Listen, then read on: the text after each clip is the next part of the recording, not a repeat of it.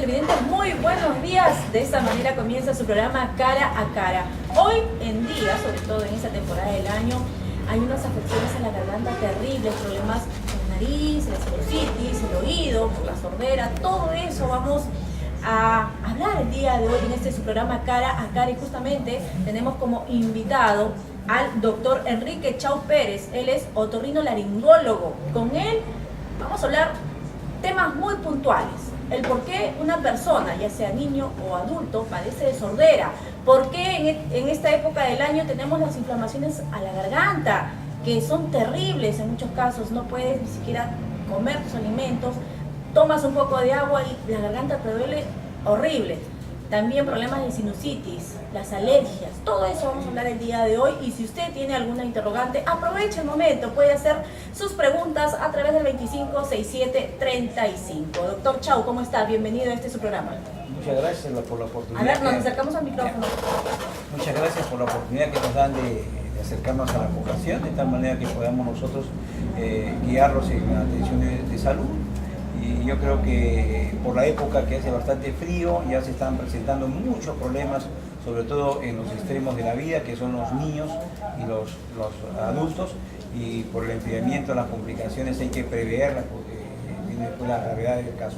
Claro, las enfermedades respiratorias van en aumento, sobre todo en las últimas semanas. Por eso vamos a dar a conocer una serie de recomendaciones para que usted los tome en cuenta. Y qué difícil sobre todo es cuando quienes son los pacientes son los pequeñitos, pues ellos son los más vulnerables, ¿no? Y más difícil es el tratamiento para ellos. El tratamiento en ellos en realidad es difícil porque no nos dan datos. El niño simplemente llora y se incomoda. En cambio, un adulto sí nos da mejores datos para llegar a un mejor diagnóstico, ¿no? Entonces, aquí es importante, hay que recordar que estamos entrando a una época de frío y que el enfriamiento trae como consecuencia este tipo de problemas. Recordar que el frío baja las defensas y lo que normalmente no nos hace daño, con el enfriamiento y la baja de defensas nos hacen enfermedades. Entonces es importante en ese momento cuidarse de los enfriamientos, sobre todo de los cambios bruscos de temperatura. No salir de ambientes calientes a fríos, porque eso va a condicionar el proceso respiratorio. Y con el enfriamiento, este proceso respiratorio ya pasa a procesos neumónicos muy rápidamente. Entonces, ante un paciente, y aquí es una cosa importante, ¿no? Aquí vemos ya la parte funcional, por ejemplo, las fosas nasales, ¿no? Las fosas nasales, ¿para qué sirve? Las fosas nasales sirve para que el aire ambiental llegue a nuestros pulmones en tres condiciones ideales, que son las condiciones de humedad, y condiciones de temperatura y condiciones de purificación. Entonces, en esta época, por ejemplo, es muy común el resfriado. ¿Y qué pasa con el resfriado?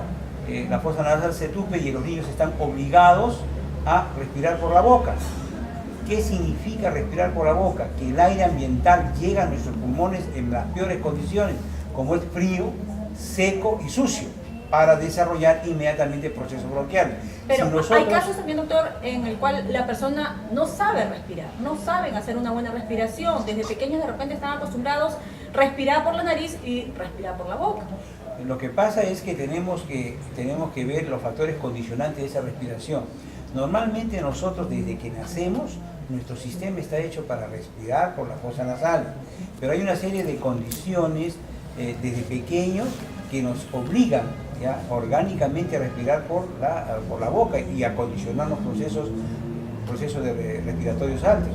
Por ejemplo, los niñitos es muy frecuente encontrar procesos alérgicos que obstruyen las fosas nasales, procesos adenoideos, esas amígdalas hipertrofiadas a nivel del caum, es decir, de la parte posterior de las fosas nasales, que es muy frecuente.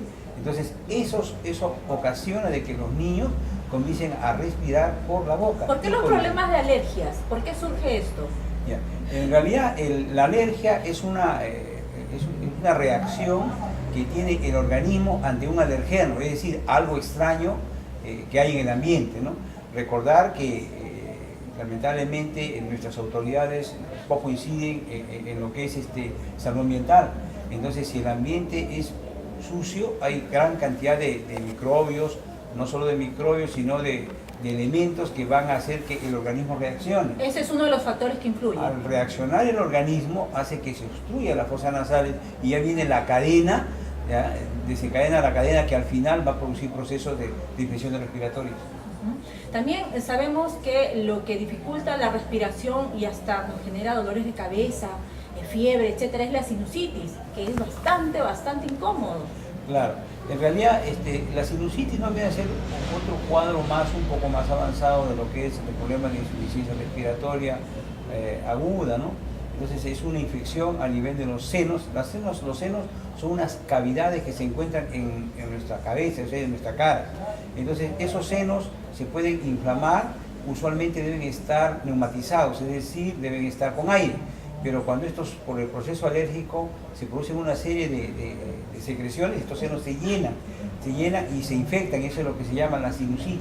Y se caracteriza porque el paciente presenta cierta dificultad respiratoria, dolor frontonasal, ¿no? Un dolor de cabeza frontonasal, puede haber fiebre, malestar, ¿ya? Y indudablemente que es bien incómodo y esto va a condicionar al final otro tipo de procesos infecciosos mucho más inferiores, ¿no? ¿Qué otras enfermedades se originan en nuestras fosas nasales?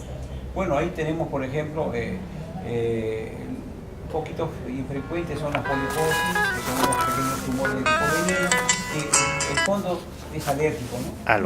Tenemos también, en esta época, por el enfriamiento, niñitos que tienen pequeñas dilataciones vasculares, es decir, varices septales, y que comienzan con mucha frecuencia a sangrar. En estos casos recurrir a ahorita pues estoy en el canal, ya estoy en el canal. ¿Y por qué sangran? ¿Porque se le rompe una vena? Así es. ¿Qué es lo que pasa? Esas venitas son superficiales, entonces como uno respira por la fosa nasal, el ambiente está seco y está frío. Ese ambiente seco, frío, hace que estos vasitos se sequen y al secarse se pica y al picar el niñito se rasca y al rascarse sangra. Ya, las lesiones son y se tiene la mala costumbre siempre de meter el dedo en la nariz, ¿no? Esa es una, lamentablemente, algunos pacientes incluso se introducen cuerpos extraños, por ejemplo, quieren limpiarse las fosas nasales, se introducen papel higiénico. Entonces, ¿eso qué va a hacer? Simplemente va a lacerar, a lesionar y va a producir pues sangrado, ¿no? Perfecto, vamos a recibir la primera comunicación telefónica. Las personas que deseen hacer su consulta, por favor, lo pueden hacer con total confianza. Aquí estamos para servirlos a través del 256735. Una persona, por favor, aquí encargada del teléfono nos va a ayudar justamente para entablar una muy buena comunicación, para que ustedes se informen sobre el tema que estamos hablando y para que nosotros pues cumplamos con nuestra labor, que es servir a la comunidad. Por ejemplo, el Hospital Regional de Ica nos envía de manera interdiaria a los especialistas y lo hacen con la única misión de servir a la comunidad. Para eso estamos, ¿no, doctor? Eso es importante, ¿no? Tengo la suerte de ser médico docente en la universidad y una de las cosas importantes que yo veo es que en todas las profesiones, no solamente en la parte médica, se prepara a los estudiantes y a los profesionales con una alta tecnología para dar un buen servicio. Pero lo que me da mucha pena es que nuestras instituciones están perdiendo el inculcar a todos nuestros profesionales el espíritu de servicio, que es completamente diferente. ¿Qué está pasando ahí, doctor? Porque una cosa es el servicio, que es un acto, y el espíritu de servicio, que es una actitud. Ese espíritu de servicio profundo de querer servir y satisfacer las necesidades de nuestros semejantes. Yo creo que todas nuestras profesiones, en primer lugar, tenemos que tener el espíritu de servicio, ¿ya? Y el cómo hacerlo es el acto, es el servicio, ¿no? Por supuesto, vamos a seguir hablando de eso más adelante. Comunicación telefónica. Aló, muy buenos días. ¿Cuál es su consulta? Aló, buenos días. Tengo mi niño de 7 años, ayer a la consulta del doctor.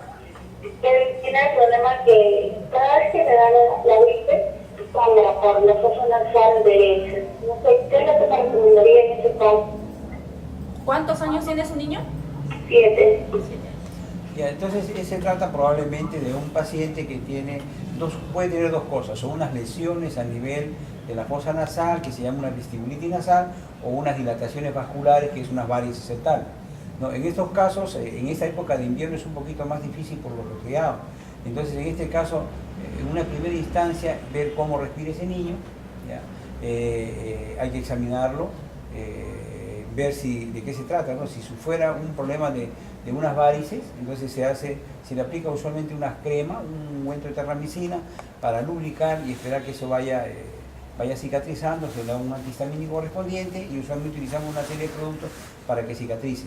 Pero hay que examinarlo, usualmente utilizamos una serie de sustancias para verificar el grado de dilatación vascular, es decir, las varices de qué tamaño son, porque si son muy simples se hace una cauterización, ¿ya?, con anestesia local, pero cuando ya son grandecitos, es decir, son gruesos los varices, como ustedes podrán deducir, los niños nunca se van a dejar poner una inyección para anestesia, entonces lamentablemente tenemos que dormirlos, ¿ya?, para poder realizar la cauterización, y eso el hospital regional perfectamente está en la capacidad, pero como les decía, yo sugiero de que vayan a su centro de salud más cercano, que los vea el médico, que le dé su tratamiento, y si es necesidad quirúrgica, el médico mediante el sistema de atención lo deriva al hospital regional para ver lo correspondiente, ¿no? ¿Hasta los cuántos años los niños pueden ir al pediatra?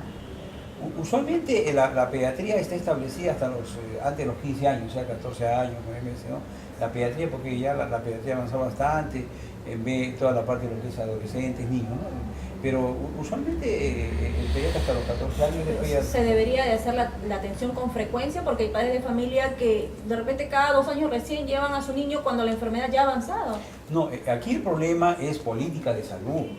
Yo recuerdo hace muchos años, ¿no?, ya tengo unos años, que cuando nosotros íbamos al colegio, antes de entrar al colegio nos hacían una ficha de entrada, y la ficha de entrada era un examen médico general, un examen odontológico y unas placas radiográficas que tenían la importancia del caso.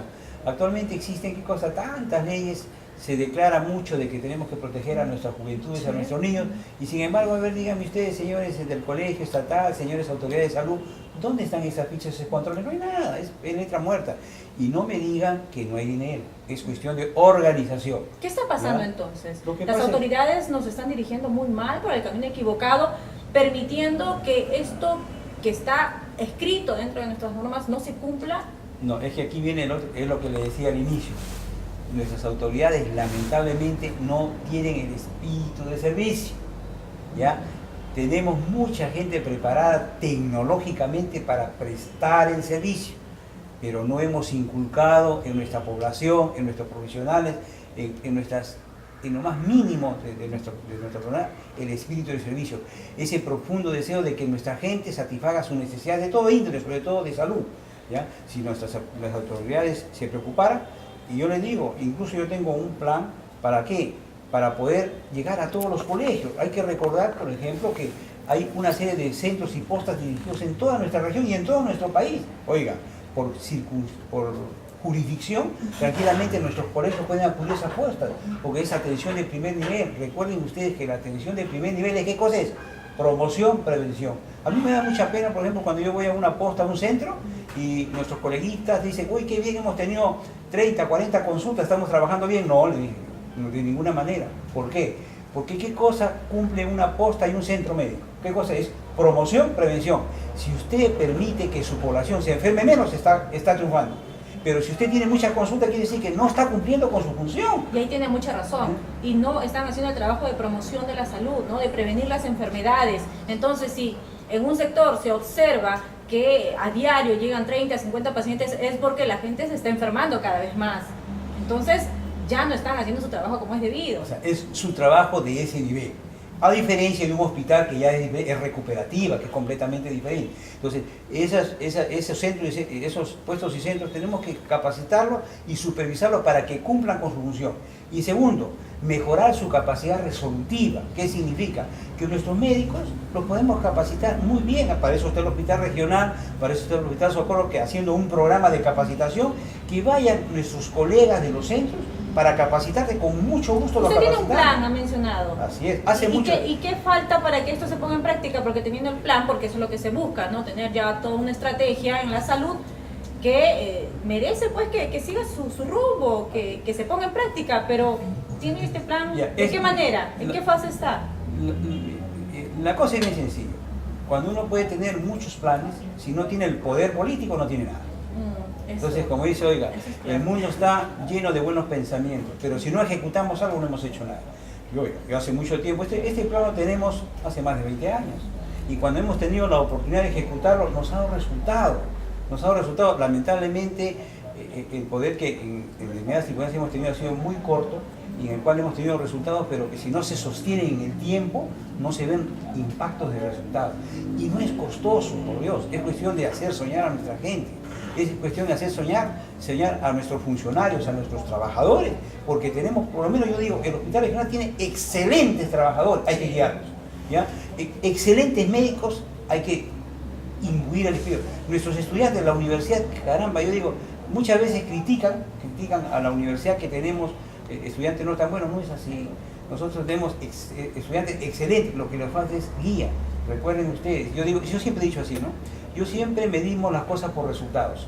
Si yo digo, ¿cómo mido a un padre? Por sus hijos, nada más. ¿Cómo mido yo a un sistema de salud? Por los resultados. ¿Cómo mido yo a un colegio? Oye, ¿cómo están saliendo esos chicos? Nada más. Siempre medir por resultados. Y después vemos qué proceso, donde hemos fallado para regular los procesos y qué insumos necesitamos nosotros. Pero el problema en este país no es de insumos, definitivamente. En este país se gasta tanto dinero, se invierte tanto, pero no da resultado. ¿Por qué? Porque no estamos imbuidos del espíritu de servicio. Nos preparamos tecnológicamente muy bien. Tenemos un alto nivel, yo diría, muy competitivo con la capital. No tenemos mucho que envidiar. Algunas tecnologías, por supuesto, por el instituto, pero no tenemos mucho. Pero ¿qué es lo que nos falta? Y bueno, después del servicio, y que nuestras autoridades nos ayuden a ¿qué? A lograr los objetivos correspondientes. Y que se haga buena inversión, porque muchas veces se invierte en cosas vanas, que no valen la pena. Pero mire, yo le digo, en el hospital regional, tuve la suerte de estar en el diseño, esa oportunidad era subdirector, ¿no? Entonces, nosotros el hospital regional, ICA, gracias al terremoto, lamentablemente tuvimos un costo social muy alto, tiene el hospital de nivel más el mejor del país. Ningún hospital tiene en el país lo que nosotros tenemos de acuerdo al nivel.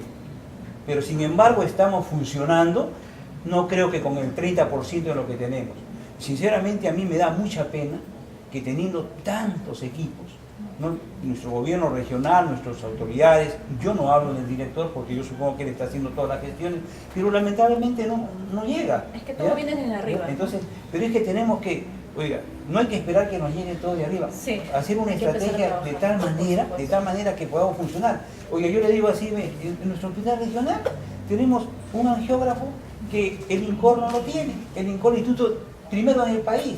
Tenemos para hacer cirugía refractaria para ya no usar lentes, que el hilo no lo tiene, y lo tenemos acá. Tenemos cosas extraordinarias acá y no las estamos utilizando. Qué lástima, de verdad. Tenemos que irnos a una pausa comercial. Hoy estamos hablando sobre temas puntuales, temas que en realidad a usted le concierne, porque es un poblador que necesita de salud, necesita de su salud pública, que lamentablemente no está funcionando. Por otro lado también, estamos haciendo el tema de cómo usted puede prevenir las enfermedades a la garganta, enfermedades a la nariz, al oído, todo eso y más. Vamos a regresar con las preguntas también luego de la pausa comercial. No se muevan, esto es Cara a Cara.